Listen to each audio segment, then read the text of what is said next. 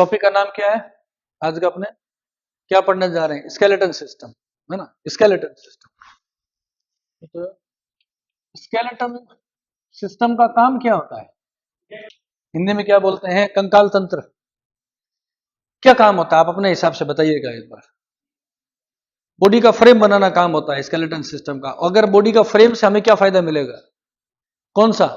Mechanical support प्रदान करना होता है। और उस मैकेनिकल सपोर्ट की वजह से क्या होता है? हम खड़े रह पाते हैं। अगर ये मैकेनिकल सपोर्ट नहीं होता तो जैसे हम मान लेते हैं कि अनाज की बोरी पड़ी रहती है, इसी तरीके से हम गिरे हुए रह जाएंगे। हमारे अंदर क्या नहीं होगा? लोकोमोशन नहीं हो पाएगा, हम मूवमेंट नहीं कर पाएंगे हमारे शरीर के अंदर। और उसके अलावा क्या काम होता है skeleton? The protection of the internal organs. हमारे जो लंग्स है, हमारा हार्ट है, किडनी है, इसको प्रोटेक्शन देने का काम भी कौन करता है? स्केलेटन सिस्टम ही करता है। इसी कारण से अगर हम कहीं गिर जाते हैं या कहीं स्लिप हो जाते हैं तब भी हमारी स्किन के ऊपर चोट लग जाती है। हार्ट पे, लंग्स पे, किडनी पे, इंटरनल बॉडी के पार्ट और ब्रेन है जो कि स्कल से प्रोटेक्टेड रहता है, उसमें कभी भी चोट नहीं लगती है। तो इंटरनल सोफिस्टिकेटेड जो ऑर्गन्स होते हैं उनको प्रोटेक्शन देने का काम भी कौन करता है? स्केलेटन सिस्टम करता है। और उसके अलावा क्या इंपॉर्टेंट काम होता है स्केलेटन? आपने पढ़ा है हमारे शरीर की जो लॉन्गेस्ट बोन्स होती है यानी कि फीमर और ह्यूमरस है, वो कैसी होती है? खोखली होती है, होलो। और उसके अंदर क्या भरा रहता है? बोन मेरो भरा रहता है, अस्थि मज्जा रहता है। और उस बोन मरे में क्या काम होता है? बोन मेरो में development of the RBC and WC, blood cells का प्रोडक्शन होता है। यानी कि हम अगर एंडोस्केलेटन की बात करते हैं तो केवल एंडोस्केलेटन हमारा केवल ढांचा बनाने का काम नहीं करता है, बॉडी फ्रेमवर्क को बनाने काम करेगा, मैकेनिकल सपोर्ट देता है। और हमने कहा protection of the internal organs होता है। और उसके अलावा protection of the blood cells होता है। तो ये प्रमुख बेसिक जो फंक्शंस होते हैं किसके? अपने स्केलेटन सिस्टम के। स्केलेटन वर्ड एक कॉमन वर्ड है, ये कोई साइंटिफिक नेम नहीं है। आपने किसी मूर्ति को बनाया, बिल्डिंग को बनाया तो उसमें आरसीसी के सरिये डाल दे, वो उसका स्केलेटन है। अब बात आती है स्केलेटन किस चीज का बना होता है? ये छोटे छोटे क्वेश्चन है जिसका डिस्कशन होना चाहिए। Whenever it is asked that what is the skeleton system is derived from the ectoderm, mesoderm or the endoderm, किसका बना होता है? एक्टोडर्म से, मेसोडर्म से या एंडोडर्म से? इसके लिए भी आपको ज्यादा सोचने की जरूरत नहीं है, टेक्निकली सोच के देखें। जैसे मान लेते हैं कि आपके पास में एक पेन है, उस पेन में क्या डाल रखी होती है? रिफिल डाल रखी होती है ना। तो वो जो रिफिल होती है वो किसका काम करती है? अंदर का पाइप है, और पेन का कवर क्या है? वो आउटर हो गया। जैसे मान लीजिए पेन है तो आउटर जो पार्ट है वो क्या हो गया? एक्टोडर्म हो गया। और अंदर की जो रिफिल डाली होती है वो क्या हो गया? एंडोडर्म हो गया। और उसके बीच में क्या भरा रहता है? मेसोडर्म होता है। डर्म का मतलब क्या होता है? डर्म मीन्स होता है स्किन। टीवी में एक ऐड आता है डर्मिकूल पाउडर, डर्मिकूल, कूल किसको कर रहा है? डर्म को कर रहा है। तो शरीर की आउटर लेयर है तो एक्टोडर्म हो गया। एक्टो मीन्स होता है आउटर होता है, एंडो मीन्स होता है इनर, तो एंडोडर्म मीन्स इनर लेयर हो गया, और मेसोडर्म मीन्स मिडिल लेयर हो गया। तो हमारी बॉडी में बाहर कौन सी लेयर है? एक्टोडर्म का कौन सा पार्ट है? स्किन, यानी इंटरगोमेंटरी सिस्टम। हमारा इंटरगोमेंटरी सिस्टम किसका बना होता है? एक्टोडर्म से बना होता है।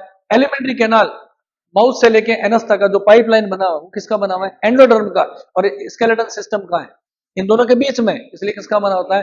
मेसोडर्म का बना। अभी नोट नहीं करना, सब कुछ डायग्राम में आएगा। अब हम ये देखते हैं कि मेसोडर्म से कौन कौन सी चीजें बनती है? बोन्स बनती है, कार्टिलेज बनती है और मसल्स बनती है। बोन्स, कार्टिलेज और मसल्स तीनों की उत्पत्ति किससे होती है? मेसोडर्म से होती है। Then what is the difference between these?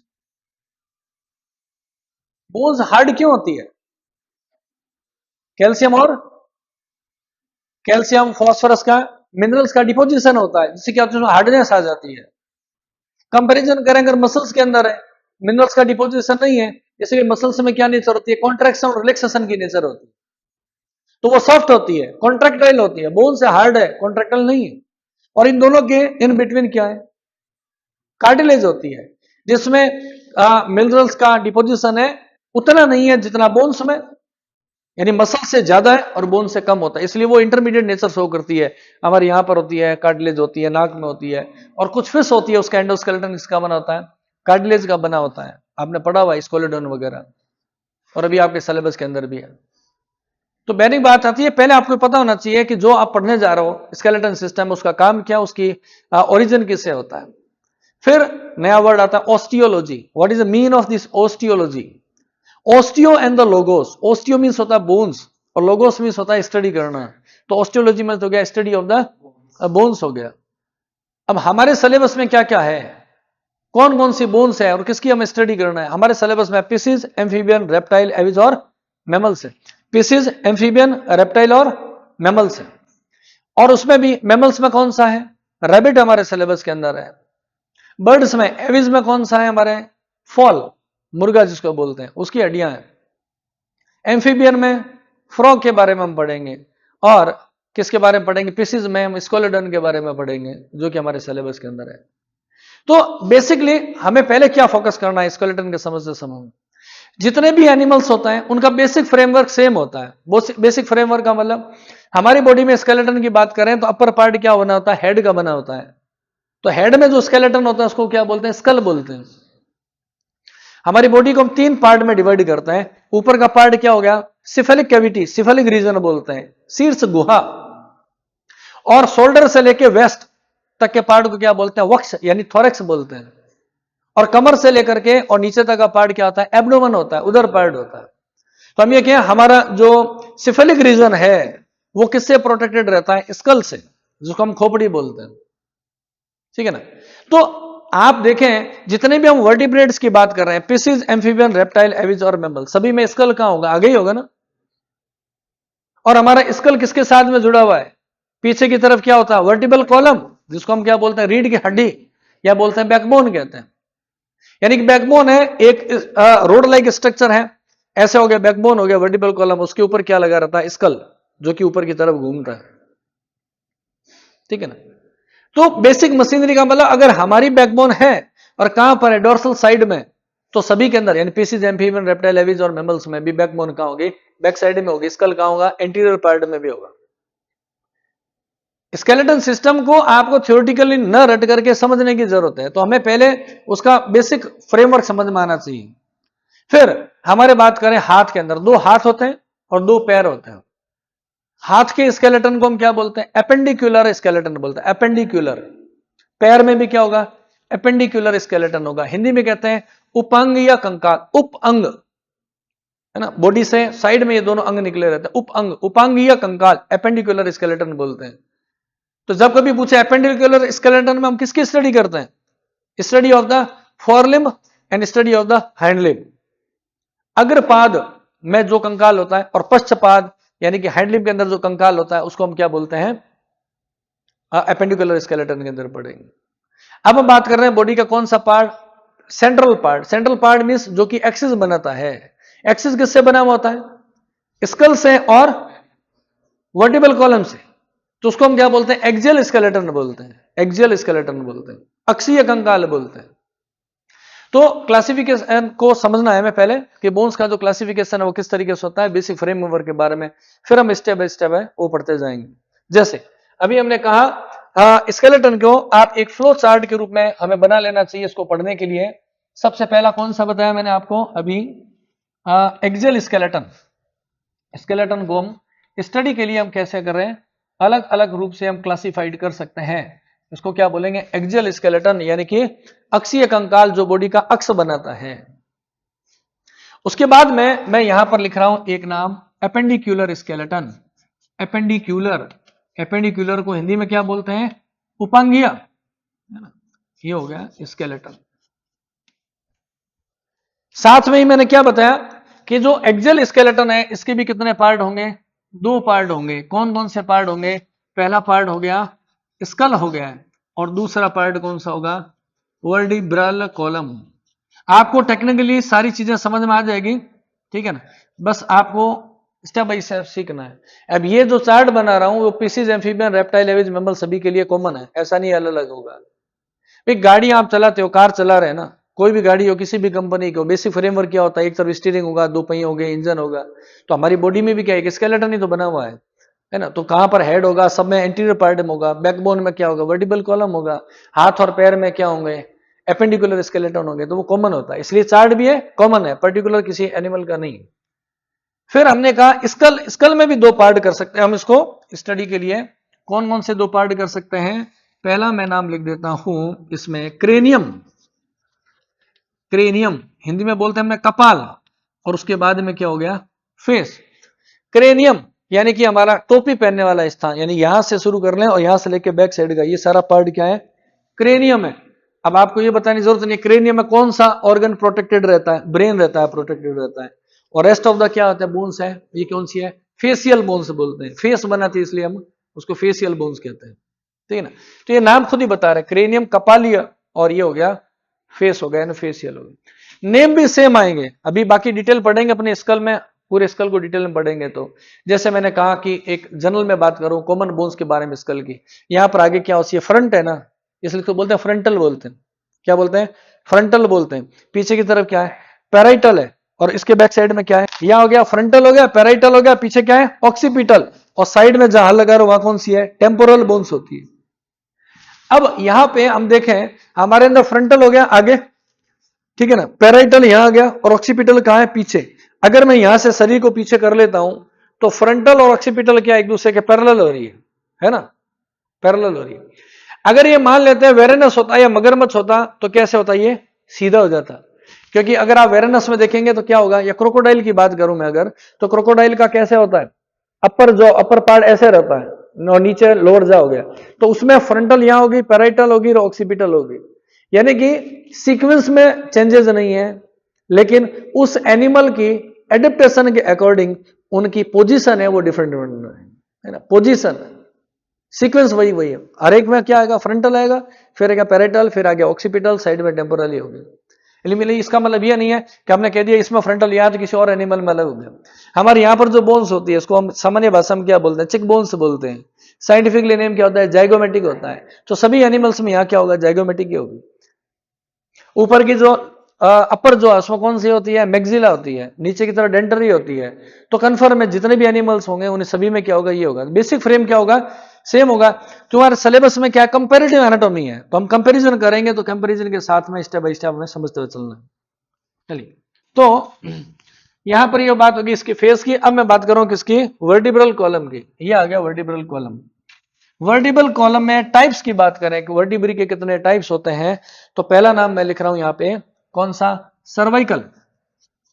नाम खुद बता रहा है, ये कहां होती है सर्वाइकल, गर्दन में होगी, नेक के अंदर होगी। सर्वाइकल के बाद में क्या आता है, थोरेसिक, सर्वाइकल, थोरेसिक, फिर क्या होगा, लंबर, लंबर, लंबर के बाद क्या हो गया नाम, सैक्रल, और उसके बाद में लास्ट में कौन सी होगी, कोडल होती है। टाइप्स की बात करें तो टाइप्स कितने हो गए, 1 2 3 4 और 5। अब एनिमल टू एनिमल क्या होगा, नंबर वेरी कर सकता है, चीज तो वही रहेगी। सर्वाइकल कहां होगी, गर्दन में होगी, नेक का पार्ट में सर्वाइकल होती है। थोरेसिक कहां होगी, शोल्डर से लेकर वेस्ट तक का पार्ट है, और उसके बाद में क्या होगी, लंबर, सैक्रल। कोडल कहां होगी, टेल में होगी, पूंछ के अंदर होती है। देखिए, अब अभी और बेसिक देखना है, सर्वाइकल की मैं बात करूं, सर्वाइकल जो वर्टिब्री होगी उसमें आगे की ओर जो पहली होगी उसे हम क्या बोलते हैं, एटलस बोलते हैं।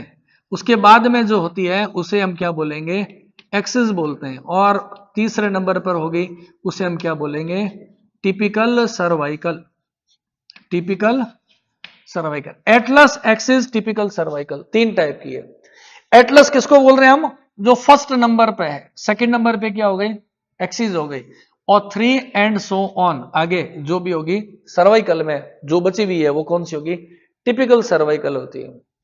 अब इन पे थोड़ा सा और अभी अपने फोकस करेंगे कि एटलस है फर्स्ट वाली, इसको एटलस क्यों बोलते हैं। एटलस साइकिल का आपने मोनोग्राम देखा, लोगो देखा कभी, एटलस साइकिल पर होता है, एक बूढ़ा आदमी है और एक ग्लोब को ऊपर उठाया हुआ रखता है ना, इस तरीके से ग्लोब को उठाया होता है। जैसे इंडियन माइथोलॉजी में क्या कहते हैं, हमारी पृथ्वी कहां टिकी हुई है, शेष नाग के फन पर टिकी हुई है। ऐसे जो वेस्टर्न माइथोलॉजी है वो कहते हैं हमारी अर्थ को एक गॉड ने उठा रखा, उसका नाम क्या था, एटलस था।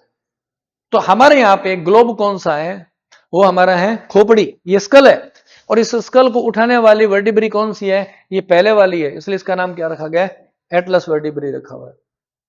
सेकंड को एक्सिस क्यों कहते हैं, जो हमारे स्कल में जो रोटेशन होता है उसके लिए रेस्पॉन्सिबल कौन है, ये वाली एक्सिस है। बाकी इसकी स्ट्रक्चर आएगी तो मैं आपको डिटेल में बता दूंगा कि इसका एक्सिस और क्यों नाम देते हैं। टिपिकल सर्वाइकल, प्रारूपिक यानी कि जो सिंपलेस्ट जो बाकी बची हुई है उसको क्या बोलेंगे, टिपिकल सर्वाइकल बोलते हैं।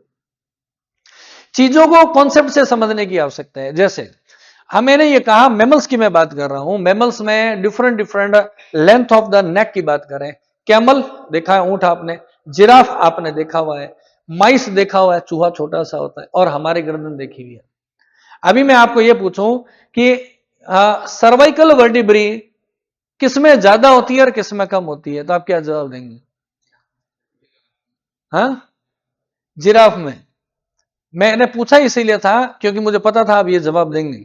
सर्वाइकल वर्टिब्री जितने भी मैमल्स होते हैं सभी में 7 ही होती है ना, 7 ही होती है। साइज बड़ा छोटा हो सकता है, अब वो चाहे माइस की नेक छोटी सी हो, हमारी नेक चाहे इतनी हो, कैमल की बहुत लंबी नेक हो, चाहे रैबिट की नेक इतनी से हो, चाहे जिराफ की नेक बहुत लंबी हो, सर्वाइकल वर्टिब्री हमेशा ही कितनी होगी? 7 होगी। दिमाग में फिट कर लो, जब कभी भी एग्जाम में पूछा जाता है कॉम्पिटेटिव एग्जाम में, तो आपको रटने की जरूरत नहीं है। क्लासिफिकेशन में आपको पता होना चाहिए कि मेमल्स में किस किस को रखा गया है। अगर मेमल है तो वर्टिब्री कितनी होगी उसके अंदर? 7 ही वर्टिब्री होगी। सर्वाइकल वर्टिब्री कितनी होगी? 7 होगी। तो फर्स्ट नंबर कौन सी होगी? एटलस। 2 नंबर पे एक्सिस होगी, पीछे कितनी बच गई? 5। तो टिपिकल सर्वाइकल कितनी होगी? 5 ही होगी। ये समझना है आपको इसको, है ना। जितने भी मैमल्स हैं उन सभी में सर्वाइकल वर्टिब्री कितनी होगी? 7 होगी। First number Atlas, second number पे एक्सिस, और रेस्ट ऑफ द 5 वो क्या होगी? टिपिकल सर्वाइकल होगी। अब आपको मैमल्स के बारे में कभी दिमाग नहीं दुखाना सर्वाइकल वर्टिब्री कैसी होगी।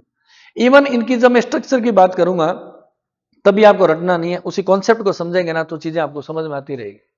चलिए, उसके बाद में बात कर रहे हैं थोरेसिक। लंबर हो गया सैक्रल और कॉर्डल। अगर ह्यूमन बीइंग की बात करूं तो नंबर आप फिक्स याद रखें, 7, 12, 5, 5, 4, ठीक है ना। 7, 12, 5, 5 एंड 4, टोटल कितना हो गया? 7 और 12 19 हो गया। 19 और 5, 5, 10, तो कितना? 29। 29 और 4 कितना हुआ? 33। लेकिन हमारे अंदर 33 नहीं है, न्यू बॉर्न बेबी में 33। बाद में क्या होगा? कुछ छोटी छोटी जो बोन्स होती है वो आपस में क्या हो जाती है? फ्यूज हो जाती है।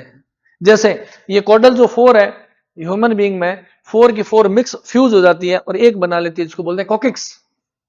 सिमिलरली सैक्रल कितनी है? 5, आपस में फ्यूज हो जाएगी, एक कॉमन बना लेगी, नाम क्या होगा? सैक्रम। तो 5 की जगह रहेगी एक, नंबर कितना घट गया? 4। इसी सिमिलरली कॉर्डल में भी क्या हुआ? नंबर घट गया, ठीक है ना।